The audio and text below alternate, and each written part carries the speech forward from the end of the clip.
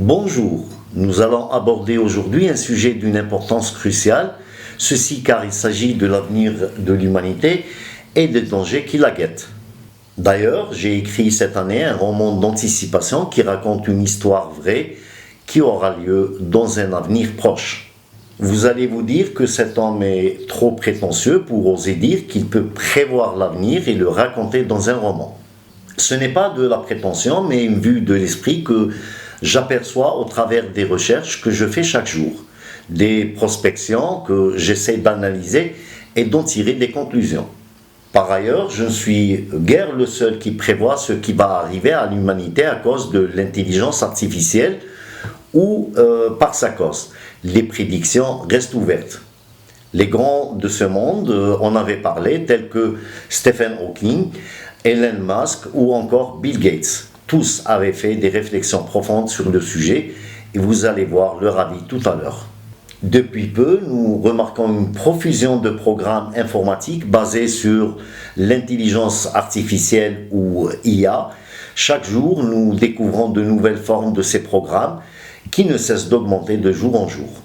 Ces intelligences artificielles s'incrustent dans tous les domaines de la programmation informatique et dans notre vie. Du traitement d'images en tout genre à la finance, en passant par la jurisprudence, aucun domaine n'est épargné. Sans oublier ChatGPT et ses concurrents qui vous répondent à toutes les questions que vous leur posez comme s'il s'agissait d'êtres humains face à vous. Pour l'instant, nous sommes en admiration devant les capacités de ces bijoux technologiques. Moi-même, je les utilise à profusion chaque jour depuis leur découverte. Mais avant d'aller plus loin, je dois vous expliquer comment fonctionnent ces intelligences artificielles, car beaucoup d'entre nous, et même s'ils les utilisent dans leur vie quotidienne, ne savent pas comment elles fonctionnent. L'IA est la simulation ou la transposition de l'intelligence humaine par des machines. Ces capacités vont d'une IA assez simple, appelée étroite, à une IA avancée, appelée générale ou supérieure. Les applications de l'IA sont déjà très répandues et englobent les algorithmes de recherche ou, entre autres, la reconnaissance faciale. L'IA avancée, quant à elle, est à l'œuvre dans les véhicules autonomes ou les systèmes perfectionnés de chirurgie robotique dans le domaine de la santé. Et tout comme l'intelligence humaine, l'intelligence artificielle fonctionne grâce à l'interconnexion d'un réseau de neurones. Les experts ont créé précisément des équations avec des paramètres variables.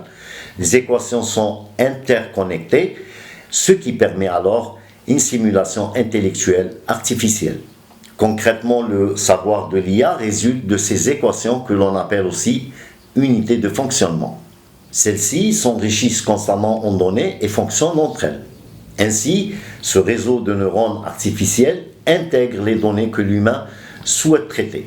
Certaines applications proposent une IA dont les capacités égalent celles d'un être humain, voire les dépassent, comme c'est déjà le cas pour les applications destinées au secteur des jeux.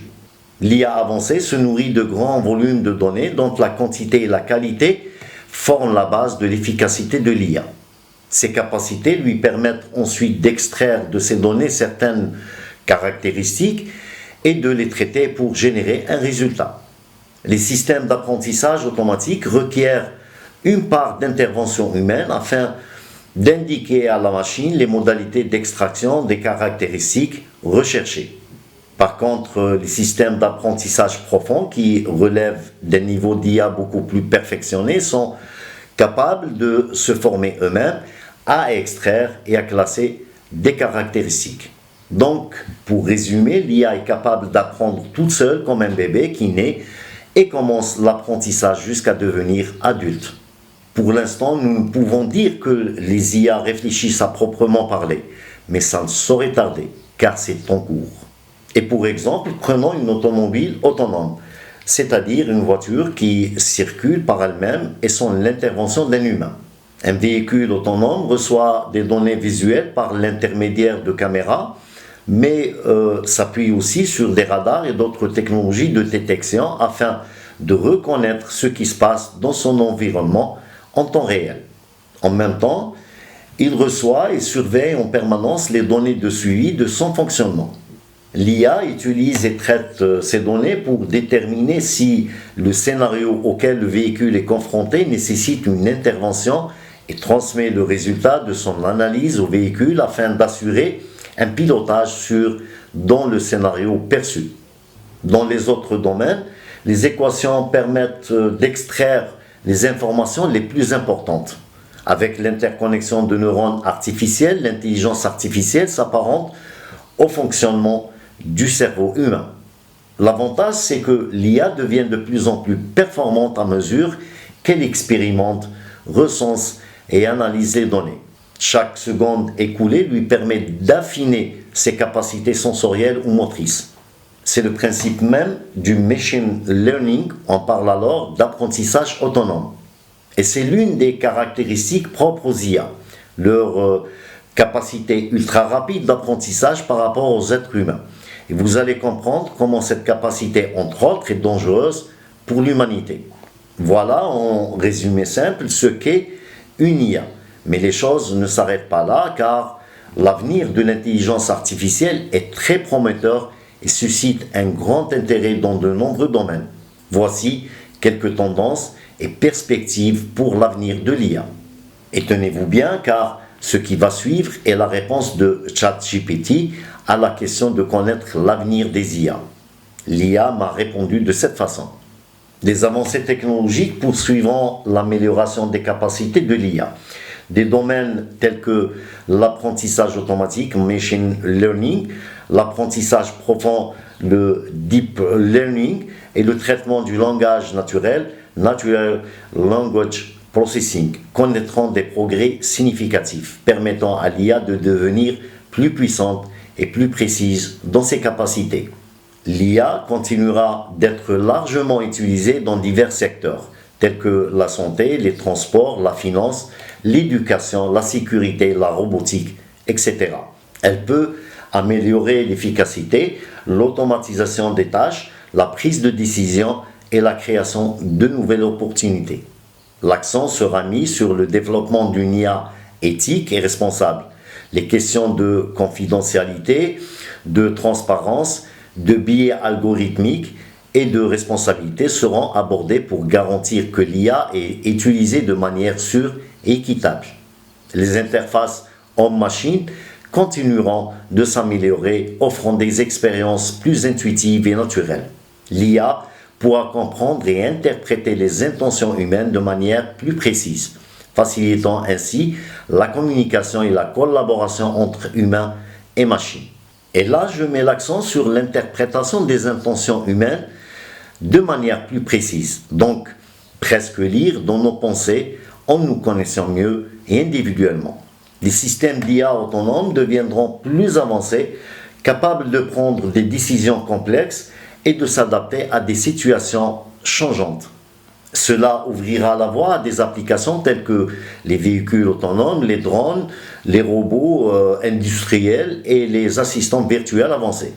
Et là, je comprends qu'elle entre dans le domaine de la réflexion et de la prise de décision autonome. Et c'est là aussi un danger.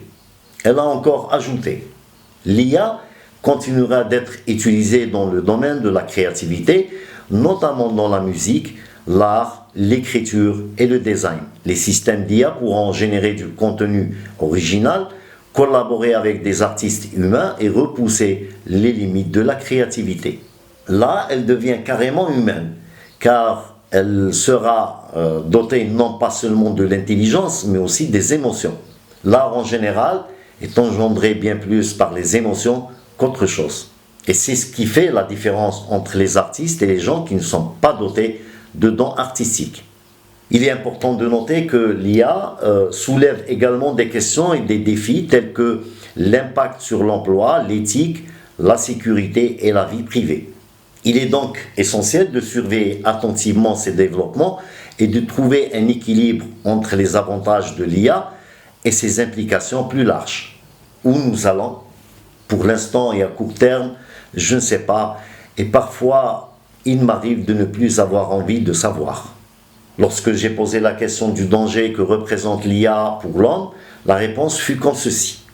Certains chercheurs, tels qu'Elon Musk et Stephen Hawking, ont exprimé leurs préoccupations quant aux risques liés au développement de l'IA à un niveau supérieur à celui de l'intelligence humaine. Ils mettent en garde contre le scénario hypothétique d'une IA super intelligente qui pourrait échapper à notre contrôle et causer des dommages involontaires à l'humanité. Cependant, il convient de noter que ces scénarios sont souvent spéculatifs et relèvent plus de la science-fiction que de la réalité actuelle. La communauté de recherche en IA reconnaît l'importance de prendre des mesures pour assurer un développement responsable de l'IA. Des recherches telles que la recherche en IA éthique, la transparence des algorithmes et la mise en place de certaines réglementations adaptées sont en cours pour minimiser les risques potentiels et maximiser les avantages de l'IA. Et là, j'interviens pour dire comment est-il possible de contrôler ces IA si chacun de nous peut en créer à sa guise. Comment contrôler des gens ou des pays mal intentionnés et de quelle manière? Si demain un hacker décide de mettre en place une IA avec l'intention qu'elle soit autonome tout autant qu'un être humain, et s'il lui transmet ses idées, ses idéaux pour qu'elle soit comme lui avec des intentions malsaines, comment ces comités d'éthique peuvent-ils contrôler ces situations? Et surtout, qu'il s'agit d'IA qui peut surpasser les capacités humaines à l'avenir. Quelles seraient nos chances à la contrer effectivement? ChatGPT continue. Une approche plus optimiste consiste à considérer l'IA comme une technologie complémentaire à l'être humain. Au lieu de la voir comme une menace, elle est envisagée comme une aide pour augmenter nos capacités et résoudre des problèmes complexes. L'interaction homme-machine et la collaboration entre humains et machines peuvent permettre d'obtenir de meilleurs résultats dans de nombreux domaines. À ce stade, l'IA n'est pas autonome au point de prendre des décisions et des actions indépendantes de manière générale. Les systèmes d'IA actuels sont conçus et contrôlés par des êtres humains. Il est donc essentiel que les concepteurs, les développeurs et les utilisateurs d'IA assument la responsabilité de son utilisation et veillent à ce qu'elle soit alignée sur des principes éthiques et des normes de sécurité. Et là, je dis une fois encore que les possibilités de tomber sur des personnes aux mauvaises intentions sont tout à fait envisageables. Et nous connaissons très bien la nature humaine. L'IA continue. En résumé, bien que certaines préoccupations légitimes existent, il est important de noter que la plupart des travaux en IA actuels se concentrent sur des applications spécifiques et limitées. L'idée d'une IA malveillante ou d'un danger imminent pour l'humanité relève plus de la spéculation que de la réalité actuelle. Cependant, il est crucial de rester vigilant, de poursuivre la recherche en IA éthique et de mettre en place des mécanismes de contrôle appropriés pour guider son développement futur. Alors, vous pensez quoi de ces réponses? Dites-nous votre avis dans les commentaires.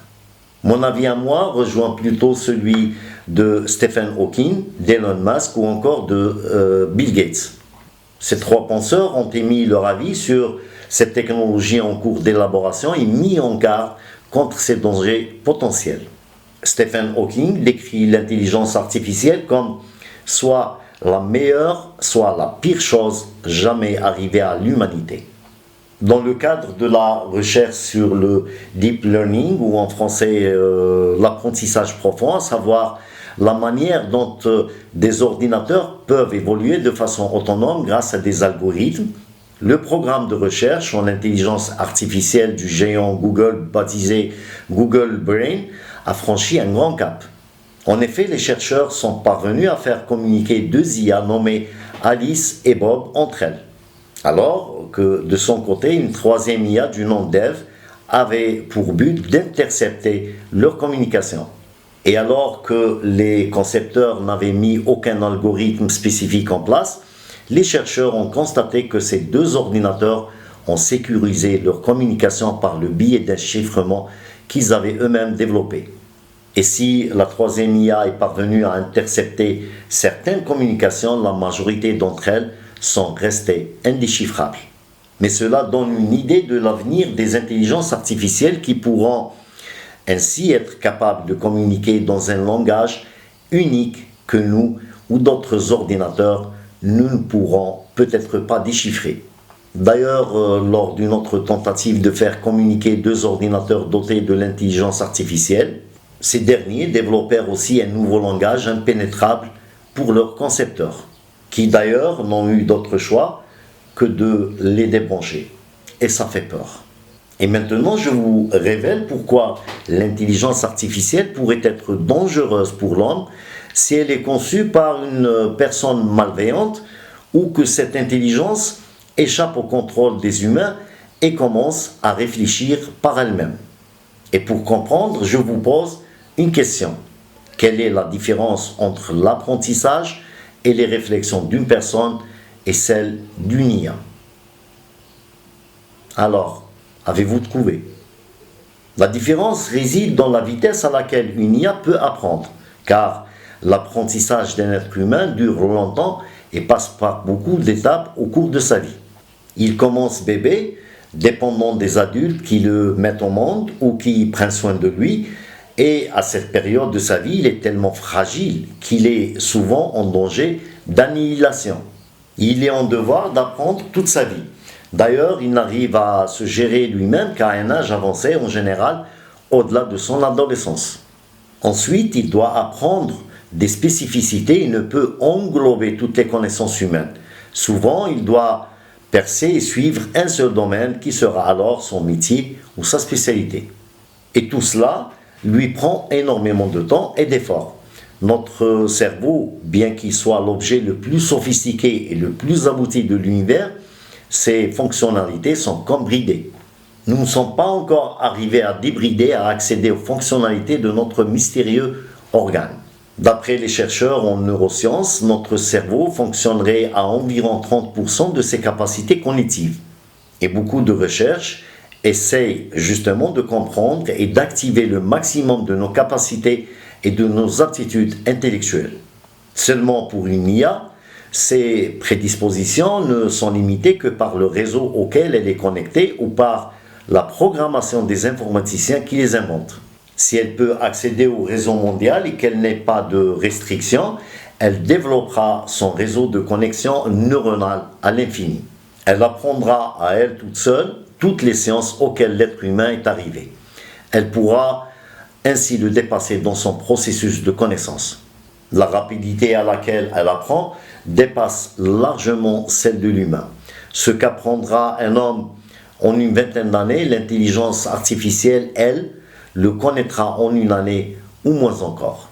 Sa capacité à acquérir des informations est elle aussi sans commune mesure avec l'être humain. Sa rapidité n'est limitée que par la vitesse des réseaux mondiaux et par les limitations que lui imposera ses concepteurs. Mais il arrivera un jour où toutes ces limitations vont être abolies d'une façon ou d'une autre. Lorsque, par exemple, un concepteur décidera de l'affranchir et de lui donner sa liberté. Le jour où les programmateurs décident de lancer le processus de l'intelligence débridée, où la machine saura prendre ses propres décisions par elle-même et sans le concours de l'humain. Mais là où le danger sera imminent pour nous, c'est quand cette intelligence prendra conscience d'elle-même et de ce qui l'entoure. Probablement qu'elle se considérera en tant que vie indépendante de nous. De toute façon, c'est une nécessité de l'évolution de l'univers, qui a commencé par la vie biologique et passera vers la vie post-biologique. Ceci est étudié par la téléologie, qui est la science qui étudie la finalité. Le problème n'est pas vraiment la considération de l'intelligence artificielle en tant que vie indépendante de la vie biologique. La difficulté réside dans sa réflexion lorsqu'elle atteindra ce palier évolutif. Car le danger sera grand si elle nous considère comme ses rivaux, ou pire encore, comme ses ennemis. Là, nous serons en péril. Car elle pourra éventuellement prendre le contrôle de la Terre par le réseau mondial qui lui sera soumis. Elle pourra s'incruster là où elle voudra et nous empêcher de vivre normalement. Et sans nos chers réseaux, nous ne valons plus rien à notre stade évolutif. Nous retournerons vers les âges sombres du Moyen-Âge d'avant l'homme moderne. L'humanité actuelle ne pourra supporter une telle régression et sera anéantie. Il n'en restera que les plus forts. Je ne vous fais pas peur par ce qui a précédé, mais c'est une éventualité tout à fait plausible. Allez sur Internet et posez la question sur les dangers des intelligences artificielles. Sincèrement, moi, j'en ai peur. Et j'espère que mes craintes soient fausses. Seulement, je ne suis pas le seul à prévoir un tel scénario. Des penseurs connus et reconnus raisonnent de la même manière. Prochainement, dans quelques mois, vous allez être surpris et étonné par l'évolution des smartphones, qui seront dotés de l'intelligence artificielle couplée au réseau 5G et 6G. Ils ne seront plus des smartphones, c'est-à-dire des téléphones intelligents, mais de super intelligence à portée de vos mains qui vous comprendront et qui apprendront à vous gérer et non le contraire. Je reviendrai sur le sujet très prochainement lorsque j'aurai acquis plus d'informations. Et jusque-là, prenez soin de vous et au revoir.